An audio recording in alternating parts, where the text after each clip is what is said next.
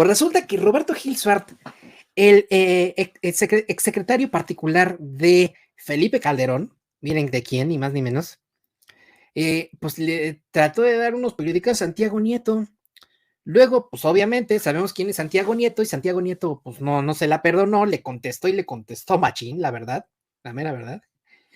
Y de pronto, pues el Roberto Gil se va a chillar como Magdalena ahí con el Carlos Alarraqui y compañía, con el Saco de Pus, Javier Lozano, con Beatriz Pajés, la que hace sus videos diciendo que el presidente López Obrador es una persona completamente sin control. Entonces Roberto Gil Suárez se le ocurrió tratar de meterse con el señorón Santiago Nieto y le salió cola y de la intensa, ¿eh? Vamos a ver lo que pasó. Resulta que Roberto Gil lanza un hilo de Twitter, además de que dio por ahí algunas entrevistas. Y esto fue lo que dijo. Chéquense las maromas que se aventó. ¿Por qué y cómo Santiago Nieto lava dinero? ¿Desde cuándo comenzó a relacionarse con empresas factureras? ¿De dónde proviene el dinero que le pagan empresas fachada? Aquí no hay evidencia. Abro hilo. Dice, ya demostré, bueno, que la empresa CAE Soluciones y Capacitaciones Empresariales paga honorarios a Santiago Nieto. También que CAES fondea a la empresa Álvarez y Barrios Inmobiliaria para que ésta, a su vez, le pague supuestas rentas a Santiago Nieto por su casa en San Ángel. ¿Qué jabón patrocina a CAES? Uno de sus socios es Manuel Hernández Velasco. Esta persona es socio de 4 empresas con domicilios en Oaxaca. 2 de estas empresas fueron listadas por la Secretaría de Hacienda como factureras: Revés Materiales y Construcciones y Elite Gutiérrez Comercializadora. Manuel Hernández está registrado en el IMSS como empleado. ¿Adivinen de quién? Pues nada más y nada menos que de Álvarez y Barrios, la misma empresa que le pagó casi 900,000 pesos de renta por la casa de San Ángel. Aquí una sábana tipo WIF para ilustrar la maroma las que se está echando el señor Gil. Y aquí hace esta imagen, miren, aquí pone Santiago Nieto, se ve cajetísimo aquí, no manches. Y aquí pone sus dibujitos, aquí con sus flechitas y la madre, ¿no? Claro, Manuel, y aquí pone a Santiago Nieto con su carita de yo no fui. Por eso les digo, ¿quién se está echando las maromas? CAES tiene 10 empleados. Su representante legal es una joven beneficiaria de Prospera en Oaxaca. Los ingresos de CAES no los tiene ni Obama. De 3 empresas ha recibido 150 millones de pesos. Esa lana es justamente la que termina por goteo en las cuentas de Santiago Nieto. Y continúa el hilo. Además de socio de CAES, el camarada Manuel es empleado de Santibáñez Materiales y Construcciones. Esta empresa ha pagado casi 14 millones de pesos a Álvarez y Barrios. Esto confirma que varias empresas le mandan por distintas vías dinero ilícito a Santiago Nieto. Observen. Y acá aparece una lista de empresas, dice datos compartidos de la red empresarial de Álvarez y Barrio Inmobiliaria. Y aquí aparecen pues, algunos nombres, ¿no? Tal cual. Mismo domicilio fiscal, mismo correo electrónico fiscal, mismo teléfono, ubicadas geográficamente en el mismo edificio, ¿no? Las que chance, y eso, a ver, podrían tener algún problemita, es esta que tiene el mismo domicilio fiscal. Pero, ¿qué tiene que tengan el mismo correo fiscal? O sea, no entiendo, el mismo teléfono, igual, pues, ¿qué tiene, no? Hay muchas empresas que dan un teléfono y el teléfono que dan es el del conmutador, por eso tienen el mismo teléfono, ubicadas geográficamente en el mismo edificio. No sé si aquí cabría el término geográfico, no lo sé. Creo que no. Estás hablando de un inmueble, no estás hablando de un territorio. Bueno, pero si es un panista, ¿qué le podemos pedir? Parte de esta industria, continúa Gisbert, facturera, ya existía cuando Santiago Nieto asumió la unidad de inteligencia financiera. Otras fueron creadas en 2019 en su primer año como responsable de prevenir el lavado de dinero. ¿Por qué le pagan ahora honorarios y rentas a Santiago Nieto? Muy simple, amor con amor se paga. Y entonces, Santiago Nieto obviamente pues, no se deja. Bueno, le contesta en Twitter primero. La respuesta es lapidaria. Y mientras Roberto Hitz echó un hilo como de 7 tweets, no, Santiago Nieto en 2 tweets lo madreó así. ¡Pah! Se cuenta que lo agarró un periodicazo así, pum, y le turbó todos los dientes de arriba de la dentadura. No, le dio un turbo madrazo. Una vez más, dice Roberto Gil Suart, miente. Soy hombre de leyes y lo demandaré en tribunales.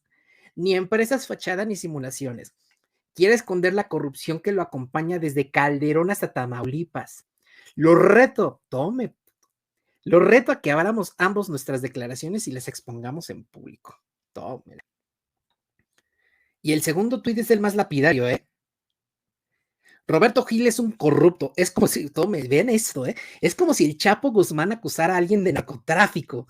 Están desesperados por la corrupción que tienen en Tamaulipas y por el triunfo de Américo Villarreal. Saben lo que les espera.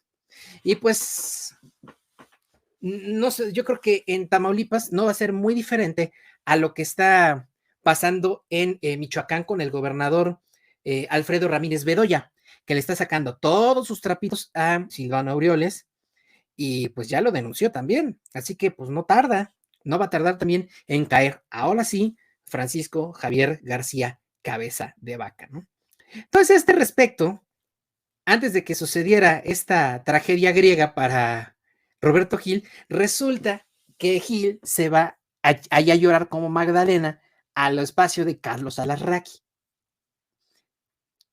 Pero chéquense, desde el nombre del video, miren, lo voy a poner primero en grandecito para que lo vean bien, como lo que platicábamos la semana pasada del libro este de Raúl Olmos, el mayor escándalo del 4T, el escándalo obradorista, que no sé qué, o como veíamos en los libros de la doctora Muelitas, Laureán Jiménez Faibi, que pues no, experta en COVID, pues como que no, ¿no?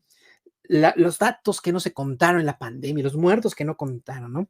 Y luego vean el video, el título del video, la persecución de Santiago Nieto. AMLO utiliza la UIF como instrumento de venganza. Vamos a ver cómo yo como Magdaleno ahí, Santiago, no, Santiago, no, Roberto Gil suelta aquí con el saco de pus, Javier Lozano, con Beatriz Pajés y con Carlos Alarraqui. Chéquense nada más el showzazo. Yo quisiera poner un poco de contexto, más allá de la circunstancia personal que yo he vivido desde hace más de 3 años. Yo he sido objeto de filtraciones en los medios de comunicación. Sí. Tengo ahí un dictamen que me hizo una empresa especializada, más de 4,000 impactos en medios. Esta situación personal de la que habla Roberto Gil y en la que no va a ahondar es que Carla Humphrey, la actual esposa de Santiago Nieto, primero fue esposa de Roberto Gil Suart.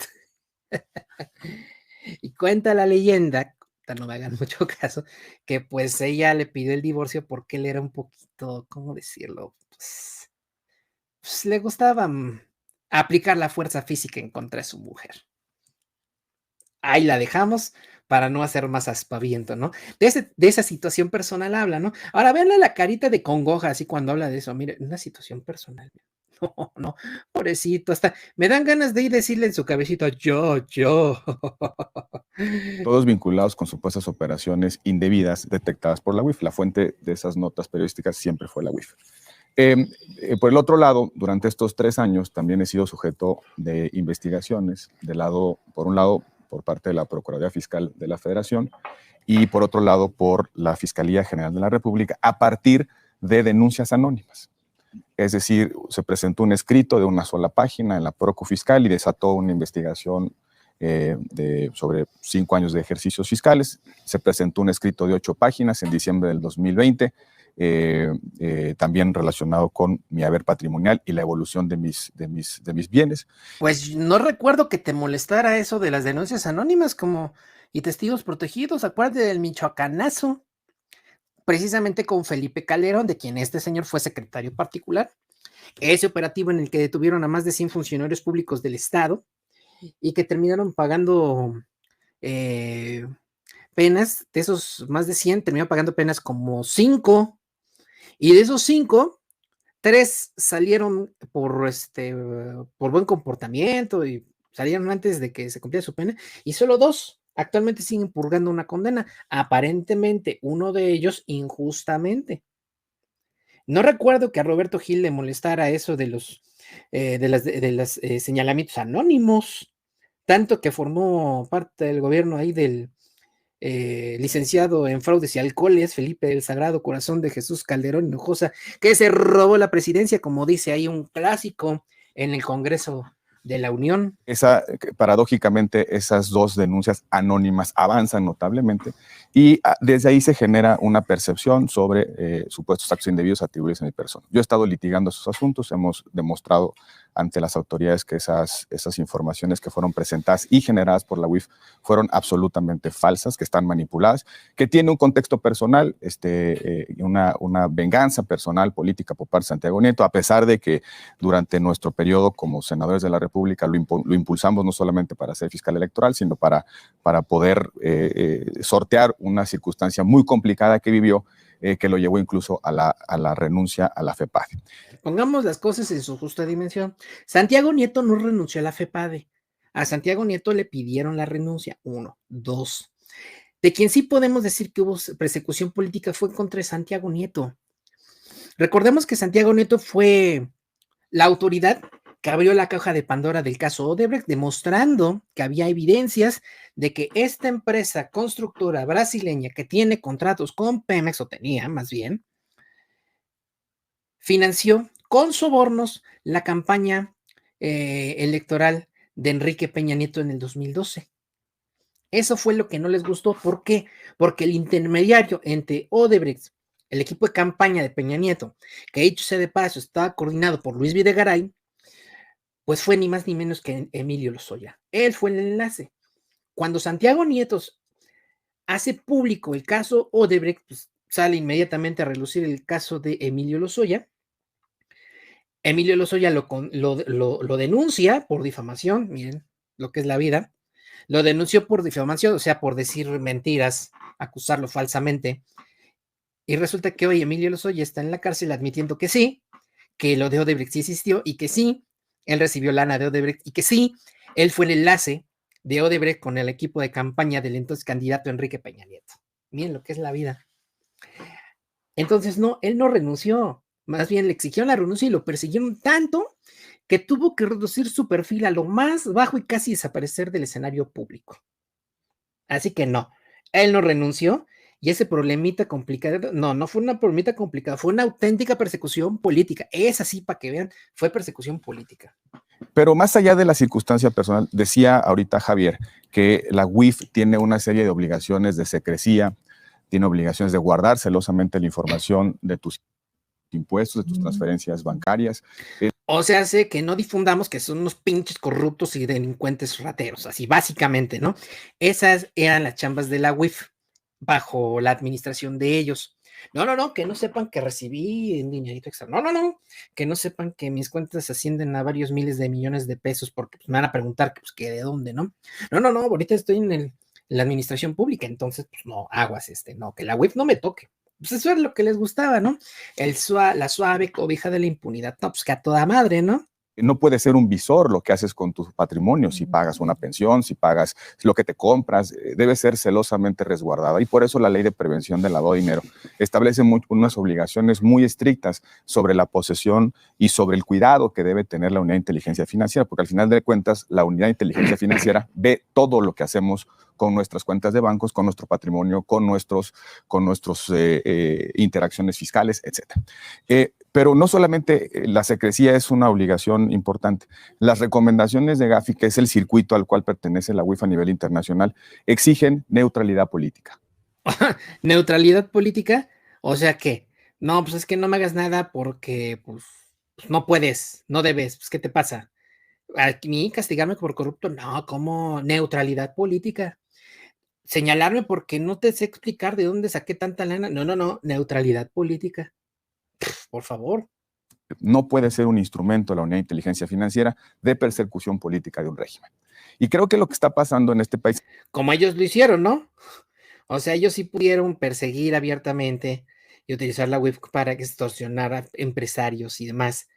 Pero cuando les aplican la ley a través de la UIF, entonces sí ya no les gustó. Ah, mira que a todo dar. Es justamente eso.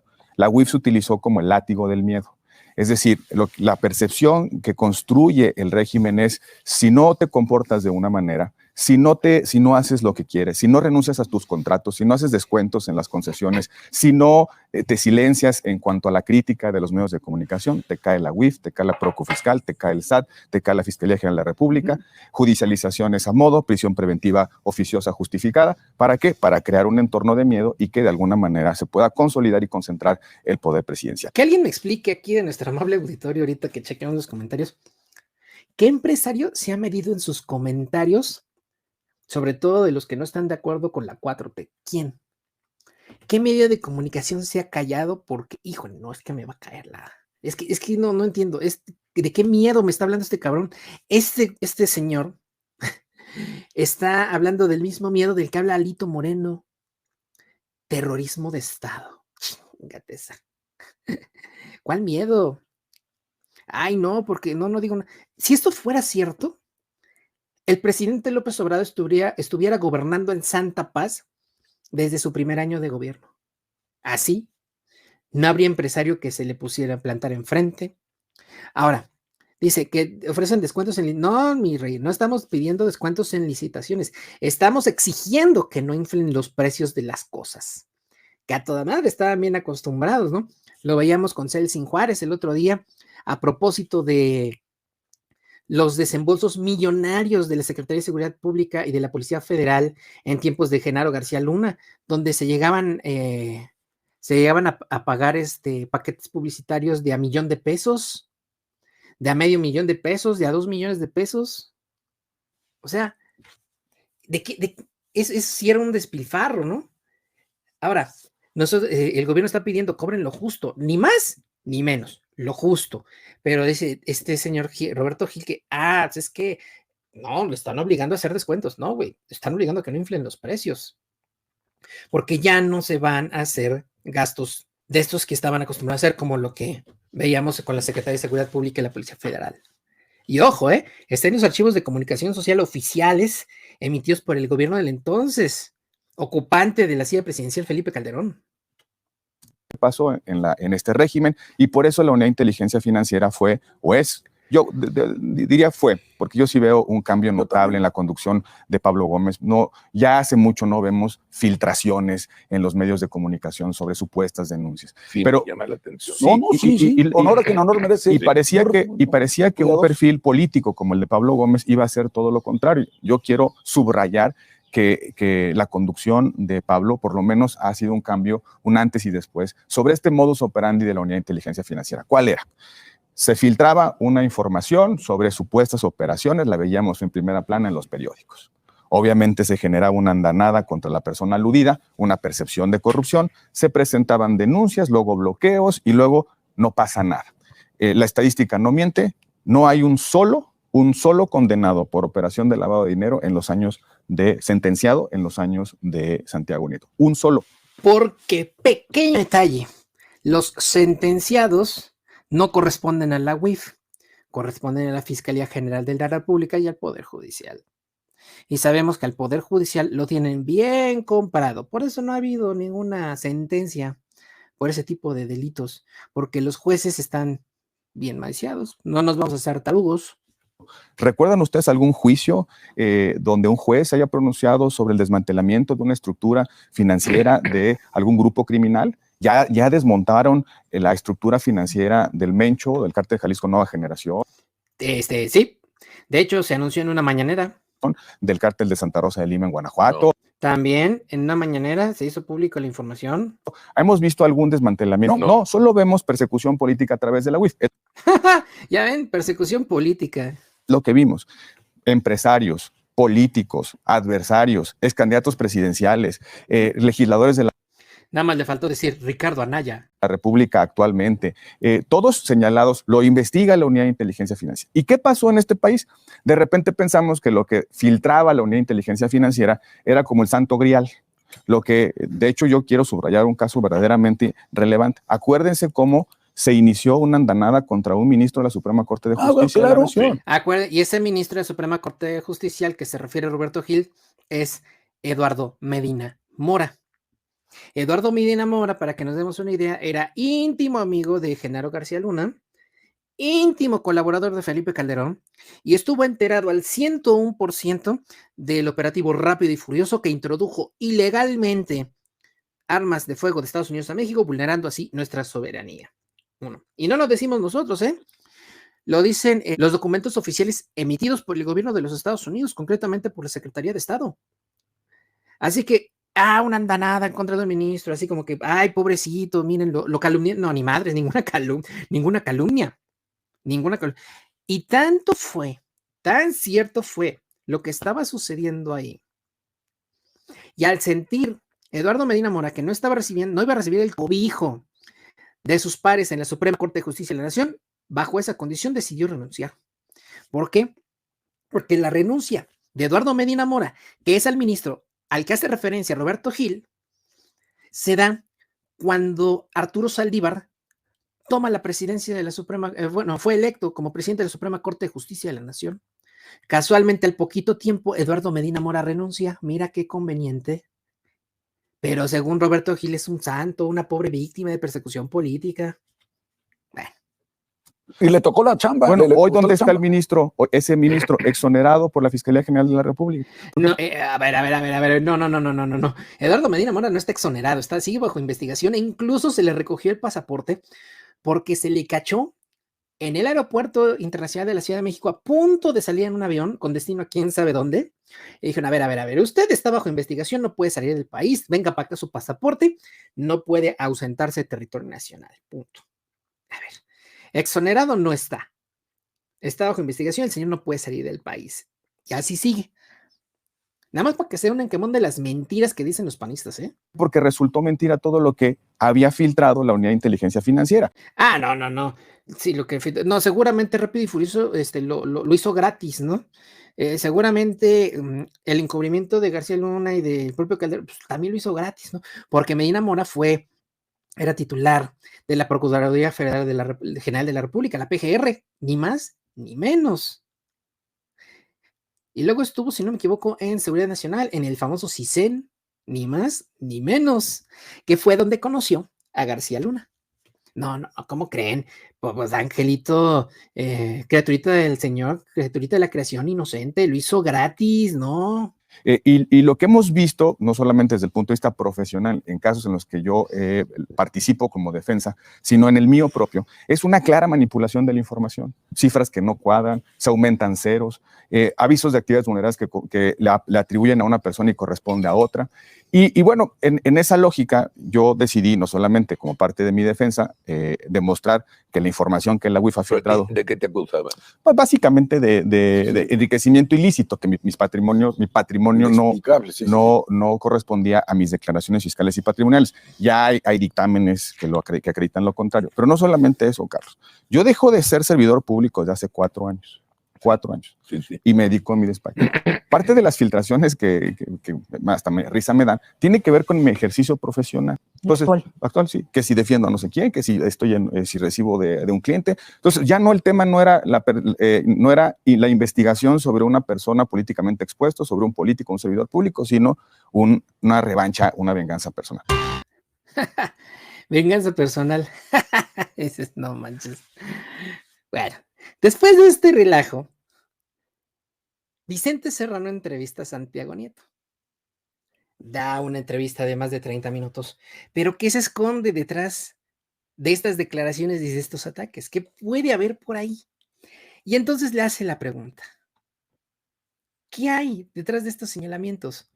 Y Santiago Nieto, pues, que cuando dice que la burra es parda es porque tiene los pelos en la mano, pues dice que Roberto Gil tiene los tentáculos metidos en la elección de Tamaulipas, ya que tenía un cargo en el gobierno del gobernador Francisco Javier García Cabeza de Vaca, y quien tiene la información para poder saber qué pasó ahí es el ex senador panista Jorge Luis Lavalle Mauri, hoy preso bajo prisión preventiva y bajo investigación. Esto fue lo que le dijo, amigas y amigos, Santiago Nieto a Vicente Serrano. El senador Lavalle, que está ahorita preso, el senador Lavalle, por Campeche, está preso, acusado por Emilio Lozoya por temas de enriquecimiento ilícito, y hay elementos, por supuesto, por haber recibido muchos por la reforma energética, pero él sabe que todos ellos recibieron recursos, y si él hablara, podría salir con un criterio de oportunidad y podría tener un acuerdo reparatorio. Yo creo que es claro, no lo dejan este grupo de Cabeza de Vaca, Gil, etcétera, pero yo creo que debe de tener claro que lo traicionaron y pues debe pensar realmente qué es lo que él sabe de cómo fue la operación. Y bueno, pues por supuesto que seguiré poniendo el dedo sobre la llaga en los temas de corrupción vinculados con el panismo que tanto daño le hicieron al país, que finalmente nos sumergieron en una guerra que no ha podido terminar, si bien la intensidad ha disminuido. Estuve en Chihuahua, estuve en Coahuila, y pues el dolor de los y las familiares de los desaparecidos es grande, y evidentemente es grande porque se produjo a partir de una política absurda de buscar legitimar un gobierno que había llegado de manera cuestionada al poder, como fue el de Felipe Calderón. Y el resultado fue lo que vimos, la generación de una guerra absurda. Entonces yo seguiré con estos temas. ¿Puedo arrendar mis inmuebles? Pues sí los puedo arrendar, pues de eso tengo que vivir de algo. Y algo que también me parece muy importante decirlo, sobre todo a tu audiencia. Yo ganaba mi sueldo como funcionario, pero no tenía ningún impedimento legal, como por ejemplo mi esposa sí lo tiene, para poder recibir recursos de otro lado, en regalías, en arrendamientos, en asesorías, siempre y cuando evidentemente no hubiera conflicto de interés, y eso fue lo que hice. Ahora, ¿qué viene? Pues la batalla por Tamaulipas es una batalla importante. Tenemos que voltear a ver qué está pasando en Tamaulipas. Yo creo que Hidalgo, Quintana Roo, Oaxaca pues son espacios en donde la transición se está dando de manera ordenada. Y bueno, no podemos dejar de ver Tamaulipas porque es la batalla más importante de este año, y es evitar que este grupo político siga mermando las finanzas y siga mermando el Estado de Derecho en nuestro país. Ahí lo tienen, amigas y amigos. Tamaulipas, la elección de Tamaulipas es lo que está detrás de este relajo, y pues no es para menos. Tamaulipas es un bastión panista. Era un bastión panista, así como Guanajuato. Así como, por ejemplo, en el PRI sus bastiones son todavía Coahuila y el Estado de México, por ejemplo. Coahuila, Hidalgo y el Estado de México. En el caso de el PAN, los bastiones donde ha habido pues, más gobierno panista, los bastiones han sido Guanajuato, Aguascalientes y Tamaulipas, si no me equivoco, sí. Guanajuato, Aguascalientes, Tamaulipas, que es de donde más han hecho defensa. Querétaro también, podemos decir que también es bastión, pero resulta que Querétaro lo conservan, Aguascalientes lo conservan, pero Tamaulipas ya se les fue. Ya que mejor lo acepten y que no le muevan, porque pueden salir otros trapitos que les va a gustar lo que puede salir de ahí. Entonces, pues vemos cómo los panistas se llevan y no se aguantan.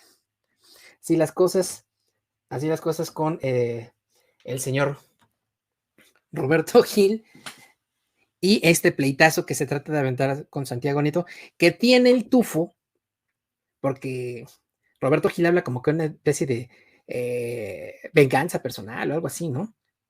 Cuando en realidad el que podría tener motivos para vengarse de Santiago Nieto es Roberto Gil, porque Carla Humphrey se divorcia de Roberto Gil, permanece un tiempo pues sin compromiso y al final termina casada con Santiago Nieto, quien resultó ser ni más ni menos uno de los verdugos